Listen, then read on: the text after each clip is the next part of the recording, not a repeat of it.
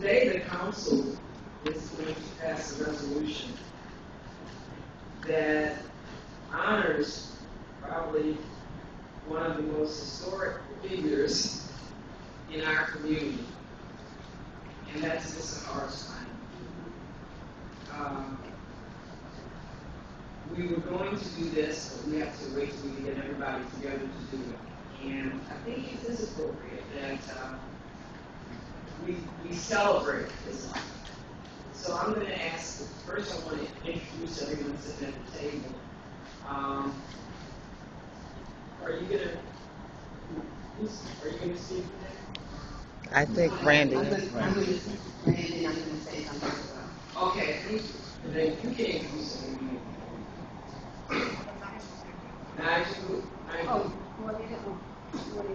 Okay, all right. I would like to start with Horace's two sons. We have on the right Horace C Bynum Jr. and on the left Adolph Bynum. Joined with Mommy Ethel, well, I call Mommy Ethel, but Ethel Bynum, Horace's wife.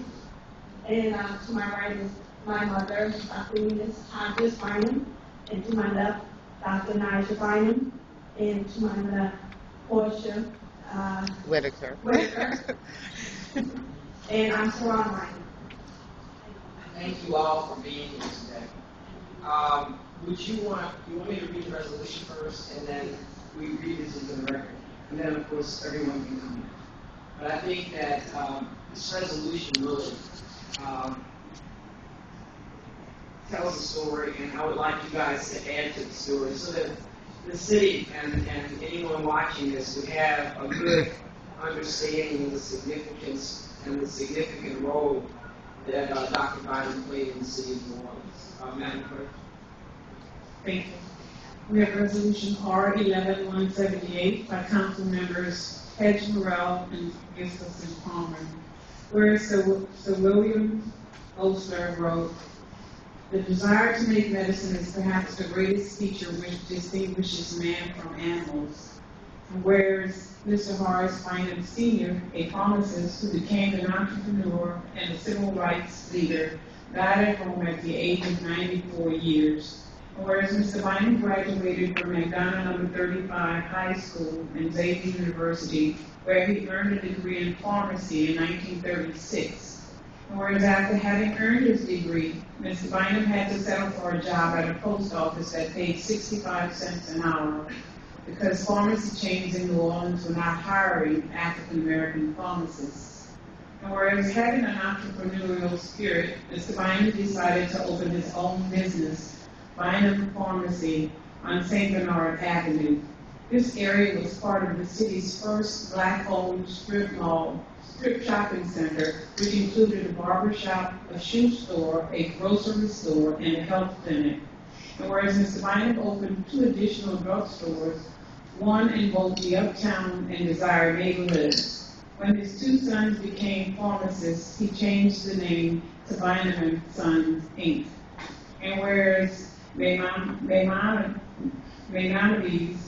wrote, "Assist a reduced fellow man, either by considering gift of a sum of money, or by teaching him a trade, or by putting him in the way of business, so that he may earn an honest livelihood, and not be forced to the dreadful alternative of holding out his hand for charity."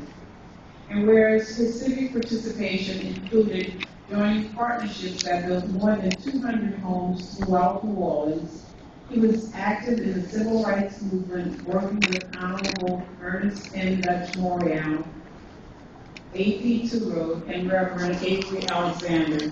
He succeeded Honorable Morial as president of the local NAACP in 1965. And whereas he was instrumental in helping African Americans becoming employed at the Coca-Cola bottling plant, Folsom Bakeries, and Nassau's Michoud facility. He worked to boost voter registration and desegregate the Sugar Bowl Municipal Auditorium and the New Orleans Recreation Department. Now, therefore, be it resolved by the Council of the City of New Orleans that this council and this community mourns the loss of a stalwart and New Orleans native son, Horace Bynum Sr., and together with his wife Ethel, sons Adolph and Horace, daughter Lauren, brother Alvin, grandchildren and great-grandchildren will forever remember the man that continuously gave of himself.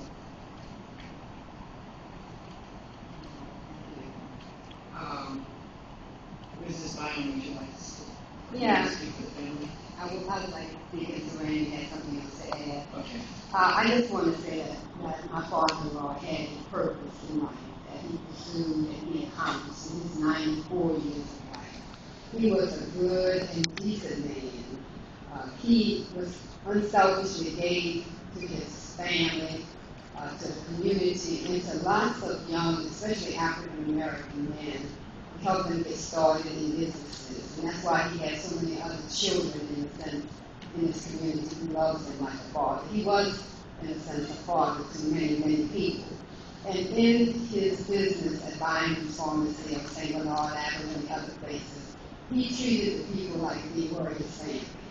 When they came and saw Mr. Bynum, it was the love that he had expressed to them that they in return expressed back to him.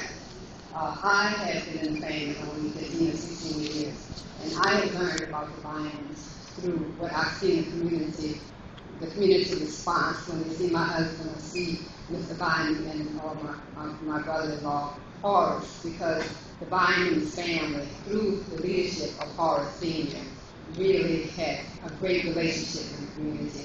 They gave credit to people when they could not afford to pay for their medicine. They had little notes on the side, and they got medical care indirectly through Bynum Pharmacy. And again, through the leadership that my father-in-law bestowed to his children, to his family. So I saw him again later in life, but I was so happy that I was a part of it. Again, he treated people like they were his own.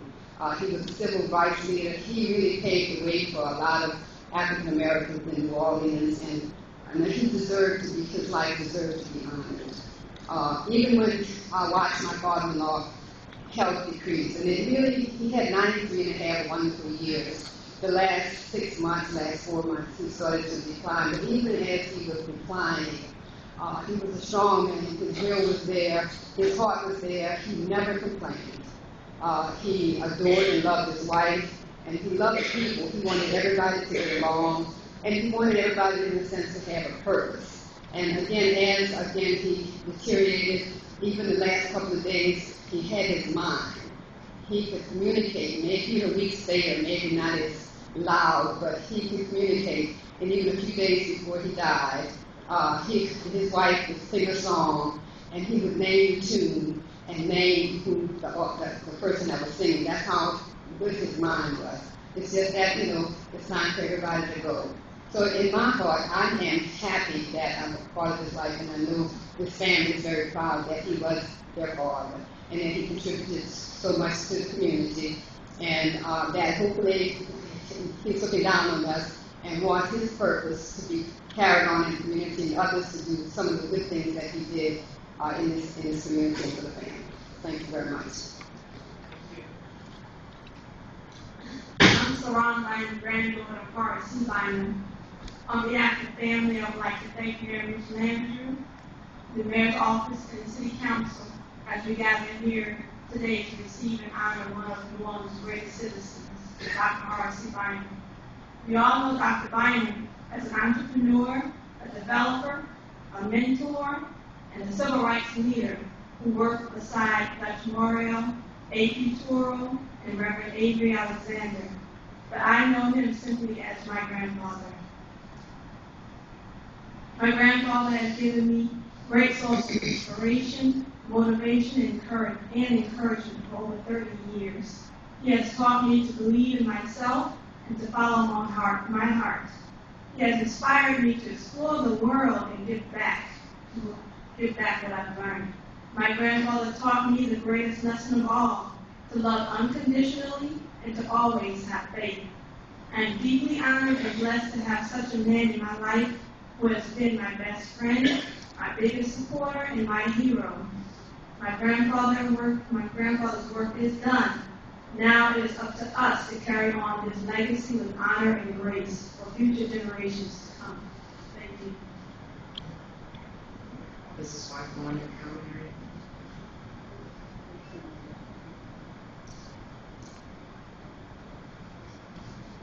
I'm very pleased to be here to talk about my husband, who was a wonderful man, a wonderful family man, a wonderful husband, a wonderful grandfather. He was very loving and kind and generous to everyone. He loved people. And he has helped so many people that I didn't even know about during my time at his funeral. So many people, we were showered with people there, and they came and told us all of the things he had done for them and their families throughout the years. He was a very forgiving person, kind person, and he shall always be close to my heart. He tried to prepare me for this, the time that he would not be here with me, because he felt that the time was near, but I just didn't accept it. I just felt that he was going to be here a much longer time, but then he finally convinced me that this wasn't going to be very long, and he said, remember how I taught you to be strong, which he did over the years. He taught me so many lessons. Being strong and generous and giving and kind. And I thank God for many years that I shared life with him. And on behalf of my husband, I'm so grateful to the City Council of New Orleans and to the City Council, particularly for this prestigious award that they are giving me today. I shall always remember you and ask God to take care of you and keep you, all of you. And my family thanks all of you. Thank you very much. Thank you.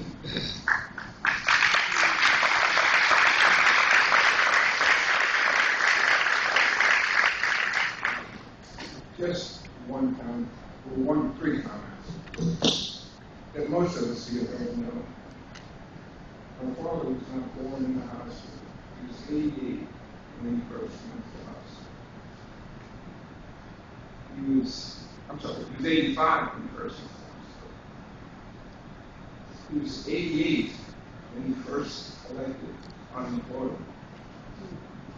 After Katrina. That's Katrina retired. He was 93 when he stopped driving because of us.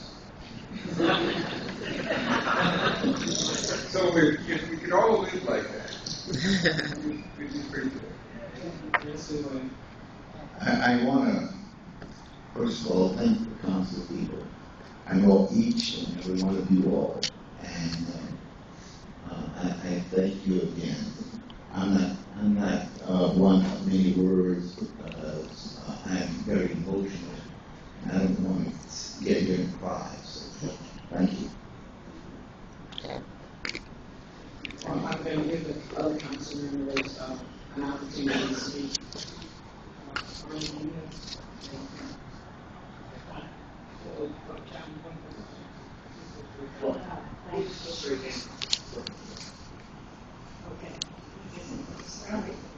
Well, thank you all for being here. More importantly, thank you for sharing Horace Bynum Sr. with all of us in our city. And everything that all of you said was as beautiful as his life with the granddaughter. That's a tribute that everyone hopes, no matter what else they accomplish in life, they hope they go out with your kind of tribute from a grandchild. And keep that as a treasure of the heart and make sure that all the younger children coming up in the family share that with you. That is truly everything he would have lived for. I never knew Mr. Bynum well, but I knew him. But I had to tell Adolph a confession. I've never told him. For 22 years, I think I know him. When I first met Adolph Bynum in Tremay, when I was running for my first office, and he was known name in the community for trying to bring back the Treme community and the historic preservation. And I was thrilled that he was going to work with me and help me, and I was going to learn from him what I could do for Treme. I should have been very impressed with the fact that someone of his stature was going to help me. I was instead more impressed, Adolph, that you were Horace Sr.'s son, and I had the privilege of meeting you. Because people like my father, Johnny Martell, people like Morris Jeff Sr., that was like an uncle to me. I grew up, and not really, when I was growing up, names like your father's names were like already legends to me. Because I came from the world, from the other side of the world, on the other side of the river, where we too wanted civil rights, and we too wanted the equality that your father helped bring about. And so when I first met you, and everybody was saying, aren't you excited Adolph's going to help you in the campaign, or help you learn from me, really more than anything. And I said, I'm more excited that I just shook the hand of Horace Sr.'s son. I never have told you that story. But I felt like I was standing there, and, and actually Dr. Jeff was still alive and was helping me at the time.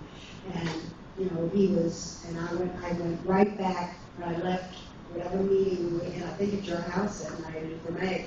I went back, and the first person I called was Dr. Jeff, and I was in tears sharing the story with him, because your father had a presence to the whole city before he even knew it, long before he ever knew it. His name was like a legend. He was a legend in his own time, which very few people get to be. So thank you. That's a lot of pride for you to carry on to the next generation. And thank you, Mrs. Bynum. You're the one that really shared you with all of us. Thank you, and God.